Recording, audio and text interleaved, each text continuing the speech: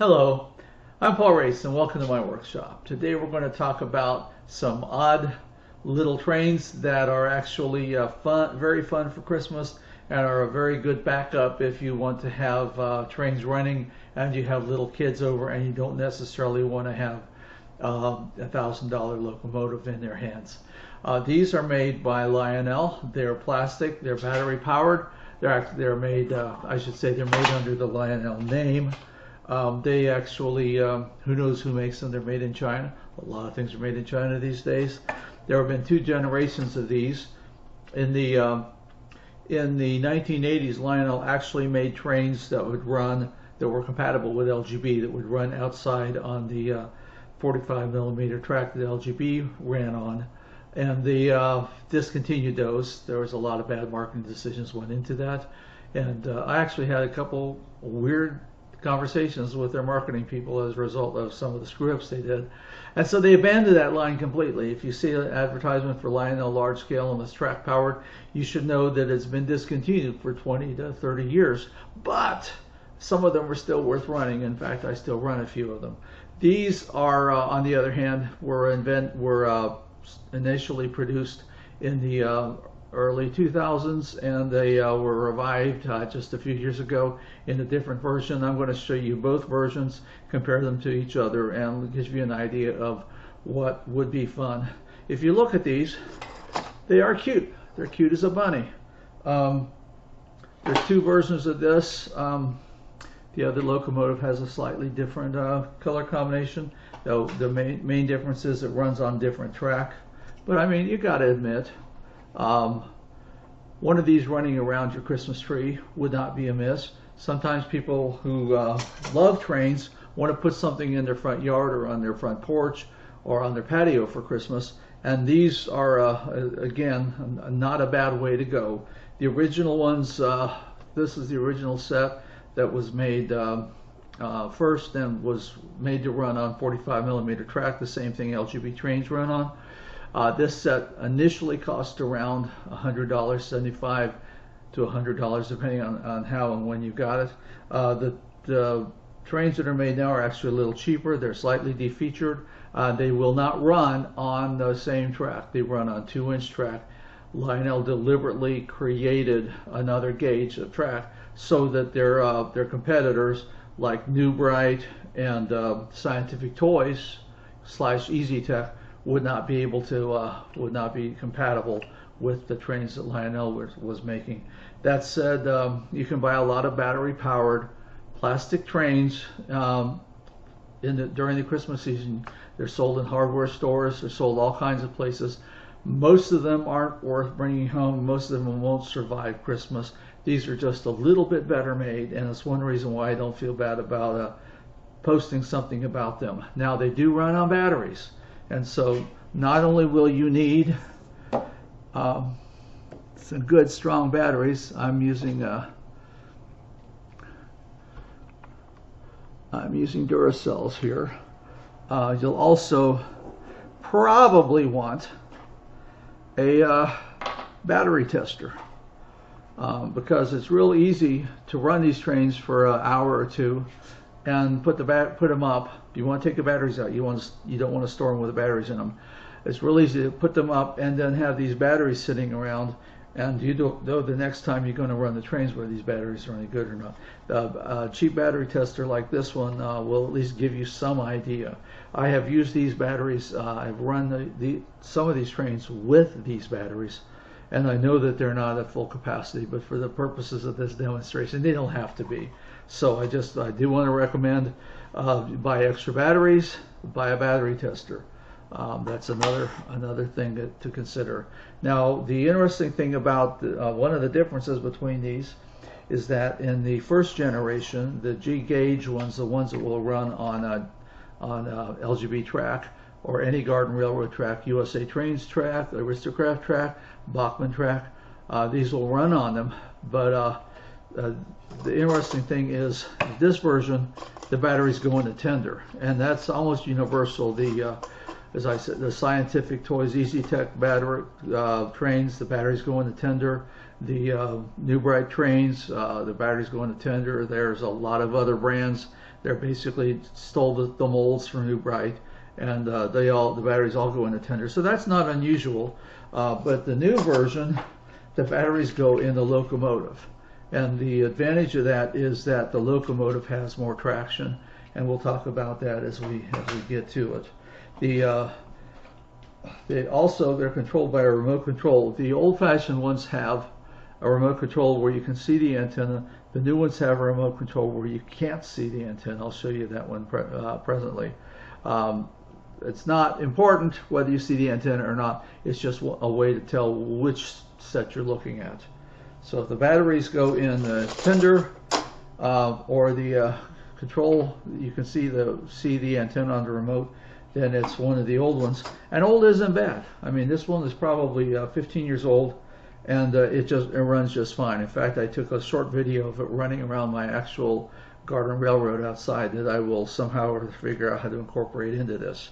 Now, the one hard part of this is in order to get the batteries in this unit, you're supposed to be able to just slide this sucker over and it's supposed to lift, but it doesn't. There are two little tabs on the back that when it goes in, it snaps into those and it snaps down here and everybody's happy. But when you're trying to open it, those little tabs actually are holding it in to where you're afraid you're going to break it. So the first thing that I do when I'm working on this is I pop these little tabs out with a screwdriver. And you shouldn't have to do that. It's a case of bad engineering, but it's there. So I'll give you a heads up to that. The batteries just slide right into there. There's a funny combination of the way they go in. Some of it is obvious because, you know, the fat part of the battery always goes up against the spring. But then once you've got those guys in, there's nothing really holding the center batteries in except that the other batteries are already in there. So you get these batteries in there and snap the thing back together, and then you've got what you need. Again, you put the little tabs in first in this case. Let me get them in there. I have the light set so that it doesn't just shine in my face, but in some cases it makes it hard to see what I'm doing.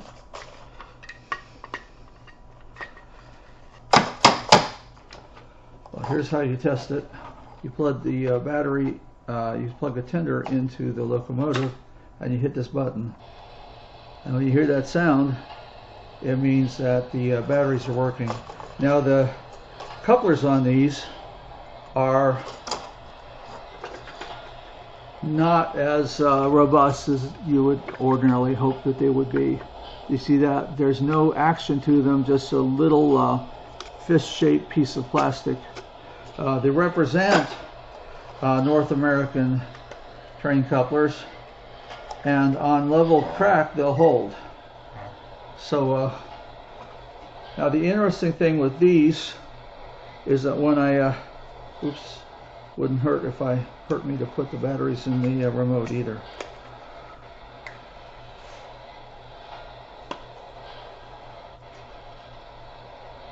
If the remote isn't on, this thing will time out in a few minutes.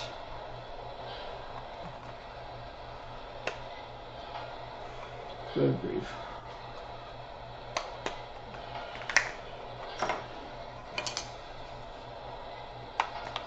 And that hissing sound, that represents what they call the blowdown of a locomotive sitting at the station in a static position. It needs to, it still needs to blow off steam even if it's not operating. Okay, now there's a button on the side.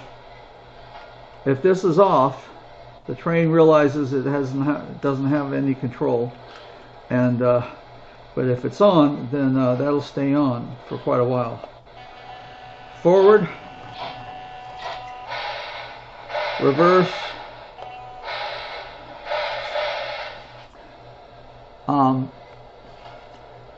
there is a whistle option.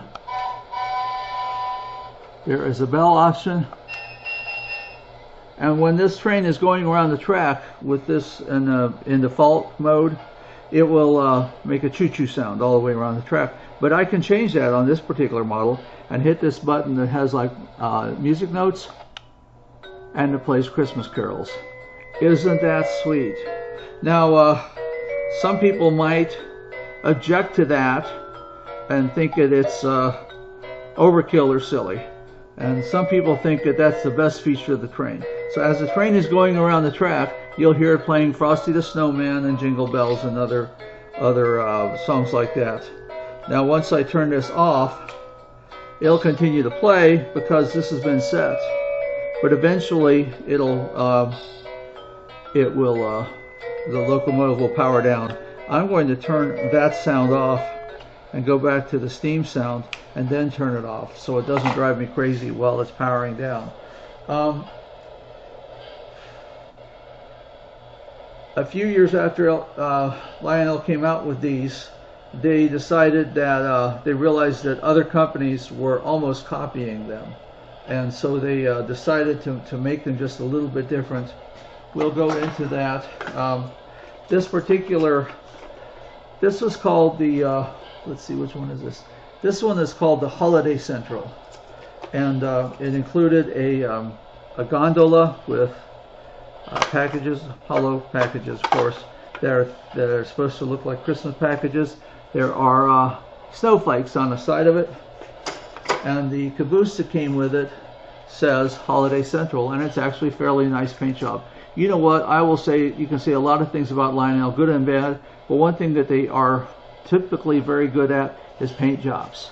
Now the question is, how will this look if I'm a garden railroader? How will this look on my railroad?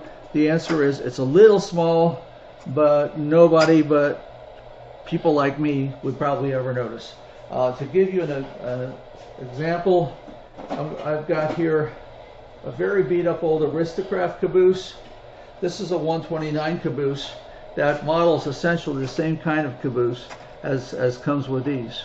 And if you look at it, the Aristocrat is slightly larger, sits a little bit higher. It's also wider. I don't know if you can really see that. A length isn't that far off, maybe a quarter of an inch. So it's if you're used to running Aristocrat or USA trains or MTH trains that are 129 or 132 in scale, then this actually isn't going to look that strange to you. In fact, the locomotive might look small, but keep in mind this is a model of an 1860-ish locomotive, and they were smaller in those days. So alternatively, if you're used to running Bachmann, Bachmann trains tend to run, the Bachmann big haulers run at a 122 at a 22-to-1 scale, and they're, how do I say this, the larger the scale number, the smaller the train. So a 132 train is smaller than a 122.5 train, which is what this is. This is a Bachmann Christmas caboose from one of their Christmas trains. I have to say there are a lot of nice things to say about the Bachmann Christmas trains.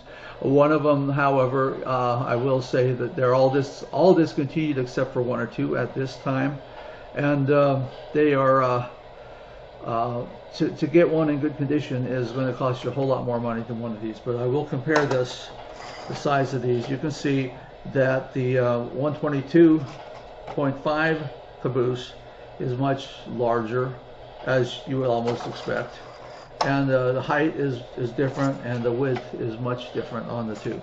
So if you're used to running Bachmann, these are going to look puny to you, but if you take all your Bachmann off the railroad when you put these out, you're not going to really have anybody going, oh, why do those two trains look so silly next to each other? You notice it's still going. There's some of the new ones actually have a way to turn them off. This isn't one of them. So I'm going to turn this off. I'm going to turn this locomotive off by unplugging it. Once you do that, of course, it's off altogether. Now I want to get my batteries out of this and put them in the other one. I didn't pick up the remote for the other one, so I'm going to go get that real quick. Sorry about that. This is remote for the other one. You'll see that is virtually identical except for the antenna. I'm sorry about this bend. I got this particular set used, and that bend was in the antenna when I got it, and as you could tell from me playing with it, it made no difference whatsoever. I'm now going to remove the batteries from this one and put them into the locomotive of the other set. And let's see here. Once again, I'm going to pop these little tabs out of here. You didn't see me do this. You're not supposed to have to use a screwdriver to do this one. I'll tell you this though, the other one you are, and I'll show you why. Oh, you didn't see me do this. I'm just going to pull them out. 1, 2, 3, 4.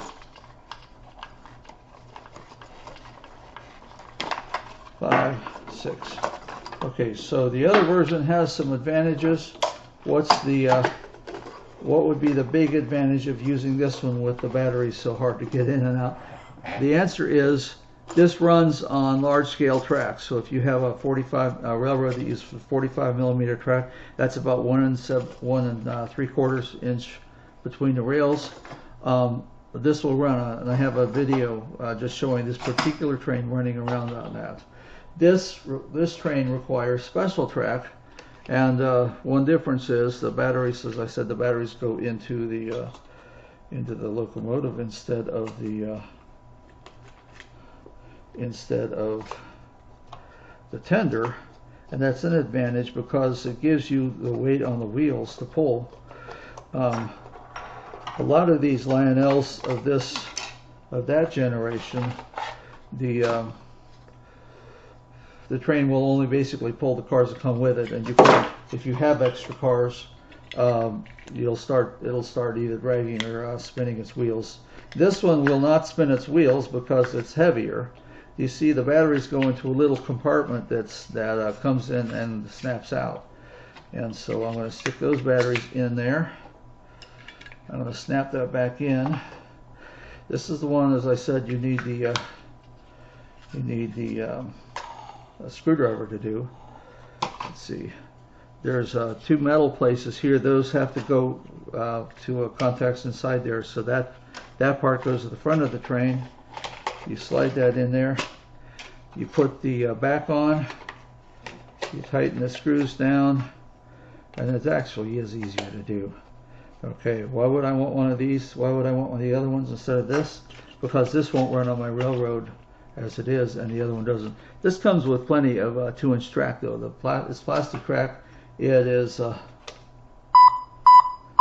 that beeping? That means that it knows the remote is not. The other one, as you notice, just ran and ran without, wouldn't do anything without the remote, but at least would sit there and steam. These guys will not even steam up. And instead of the 2 AA's that the other one took, this one takes 3 AAA's. So just for the sake of not having batteries blow up in my remote, I'm going to take the batteries out of the old remote now. I'm going to hit pause and go get some AAA's. So don't mind me, I'll be right back. So while I was gone, I also used my battery tester to test the batteries that I had in this thing the last time I had it powered up, and they were good enough for the demos, so I'm putting them in. These are Energizer, but again, I always use alkaline batteries if I possibly can on these things. Once again, this is the new version. It's called Ready to Play. Ready to Run is a very old term in model railroading in the 30s and 40s. I got power here. In the 30s and 40s, when people were just starting to do serious quote-unquote model railroading, most products were sold as kits, or sold mostly put together, but still needed work to put together. And when somebody would sell a train set that you could just get out of the box and put on the track, that was called Ready to Run. So these trains, except for the batteries, are ready to run in the sense that you don't have to put them together, you just have to put the batteries in. These trains the new generation, Lionel calls them ready to play. And actually, they're the same trains, except for, as I said, a few improvements, and the fact that they don't run on the same track. So if you look at the boxes, the two of them, this one will say G gauge, the old one will say G gauge, the new one will say ready to play, and it is a different train. Now I'm going to turn this on again, and you hear that beeping. That means it knows there's no remote. So you turn the train on first, and then you turn on the remote, and listen, I've got the same thing I did with the other one. I've got the same blowdown sound. Might be a little louder. I can go forward, I can go reverse. I don't want to go too far, I don't want to take it off the counter. I have a whistle. I have a bell. I have a little music button here too. This train is heading north. But this one doesn't play music. It just gives an announcement. So that's one of the other differences between these two trains. This train, the new version, the ready-to-play version, does not play Christmas carols. I hope that doesn't throw you off. This train is heading north. I'm turning it off again, and then this recognizes that the remote is off. One of the other features about this that I'm not going to show today because I'm not going to get the trains out of the box is that when I turn the remote on, when I turn the train on first and then I turn on the remote, the train actually pairs to the remote.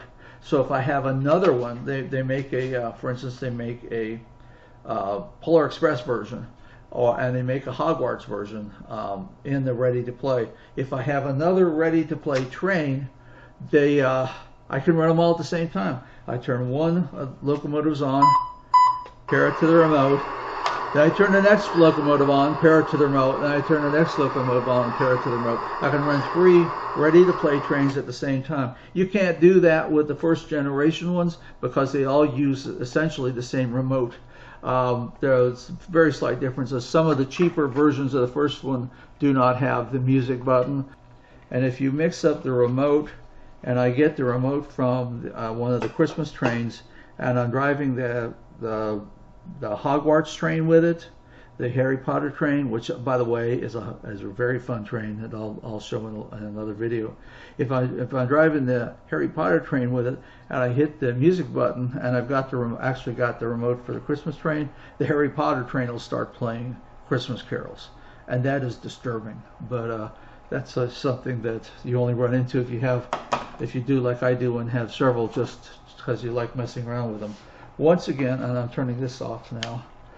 So the remotes are different because the old one has an antenna on, the new one doesn't.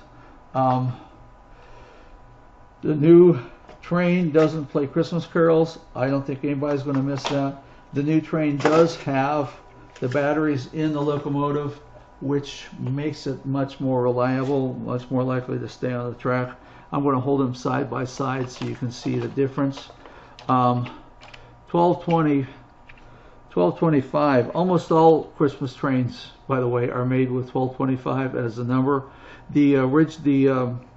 The very large real-world Berkshire that was used to model the Polar Express, the number of that train actually is 1225. But of course, Christmas is 1225 as a date, so that's real common. This one just says 25. That's okay too. You may or may not like one of these paint jobs better than the other. I think the new one might be just, I think it might be just a little more appealing than the old paint job. Either way, there's not that much difference to them. They are sturdy. On model trains at this scale, these are the handrails that the engineers would use to walk to the front of the train. On model trains of this scale, these are always very fragile and they're always prone to breaking off. They look a little fat. Yeah, they are fat, but they're sturdy. These very seldom get busted up unless somebody drops it or does really rough handling. There are friction tires on the bottom. This is actually like rubber on the bottom of these drivers to give them some little extra friction. With the batteries in the locomotive, that's hardly necessary. Compare the tenders. This tender doesn't have the little tabs on the back because you never have to open it. Other than that, the big difference is the paint job. Lionel lines or North Pole Central. And I would have to say I probably like the North Pole Central paint job just a little bit more than the Lionel, but again, that's a matter of taste. And the average person not knowing much about trains isn't going to care much one way or the other. The gondolas are similar.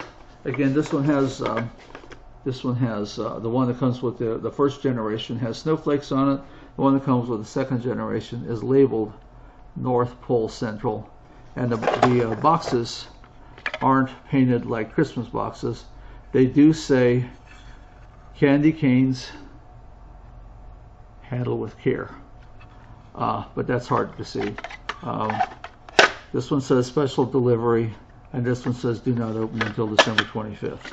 So if they look like the cars are made from the same mold, the answer is that they are. If it looks like the boxes are made from the same mold, the answer is that they are. The outside of the truck is made from the same mold as the outside of this truck. The only difference between the two, I'll show you this truck better. Here we go. Outside it's black, but the only difference between these two is the fact that the wheels are farther apart on this one.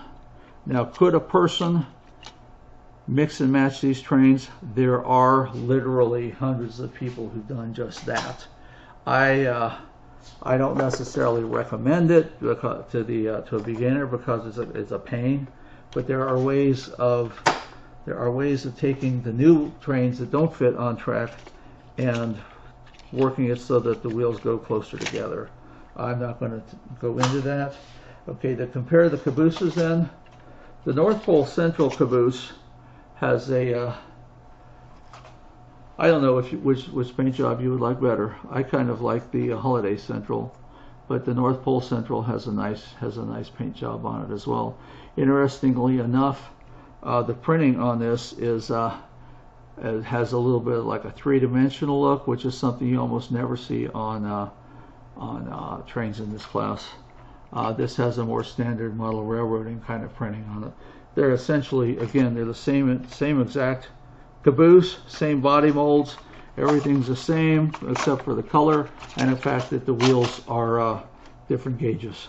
So,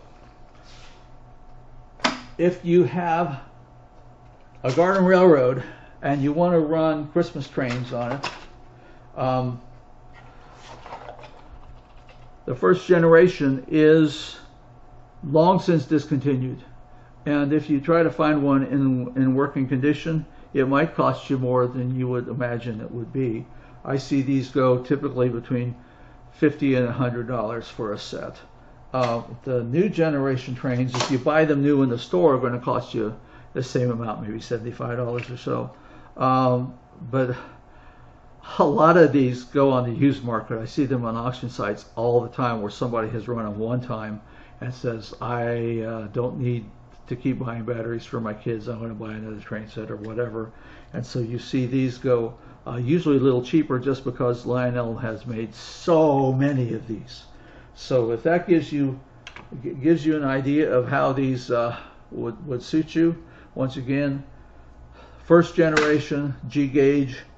If you already have a garden railroad, you already have 45mm track. Second generation 2-inch gauge. If you're just setting up a train for the first time, that'll be your that may be your best bet. Essentially, since they will run better with the batteries in the locomotive than on the than in the tender.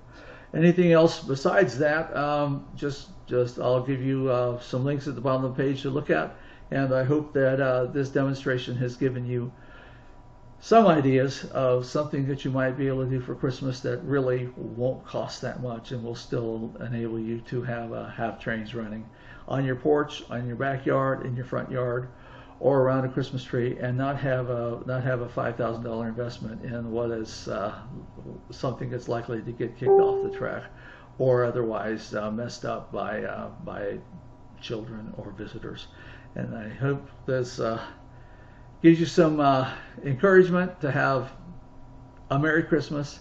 And I can wish you that. This is August. I can wish you a Merry Christmas now, because most of you won't see this video until December anyway.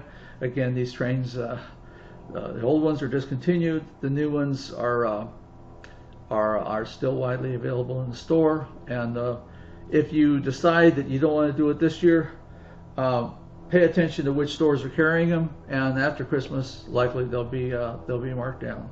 So happy holidays to you, whatever holiday it is that you're looking at or close to when you see this video. And that's all going to be it for today.